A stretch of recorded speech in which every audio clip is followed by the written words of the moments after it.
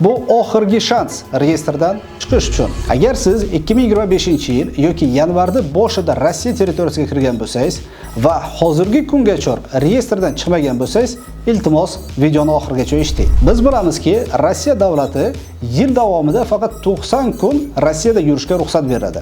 Endi hisoblaylik. Yanvar, fevral, mart 30-mart bu oxirgi kun hisoblanadi. Shunga hozirgi kunda reyestrdan chiqish uchun bitta yo'li bor. Rossiyadan chiqib ketish kerak.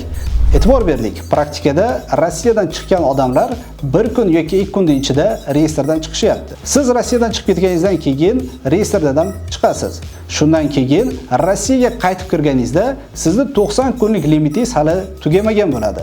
Shu holatda tez orada patentga, RVP, vid na жительство yoki трудовой договор tuzishga tezroq harakatni qiling. Shundan keyin yil davomida Rossiya territoriyasida bemalol yurishingiz mumkin bo'ladi. Aytib o'tamiz, patentga topshirish uchun aqallan 30 kun vaqt bo'lish kerak. Agarki undan kam bo'lsa, patent olishga ulgurmay qolasiz. Agarki patent ola olmasangiz, yana reyestrga tushasiz. Agarki qo'shimcha savollaringiz bor bo'lsa, bizga reyestr so'zini yozing.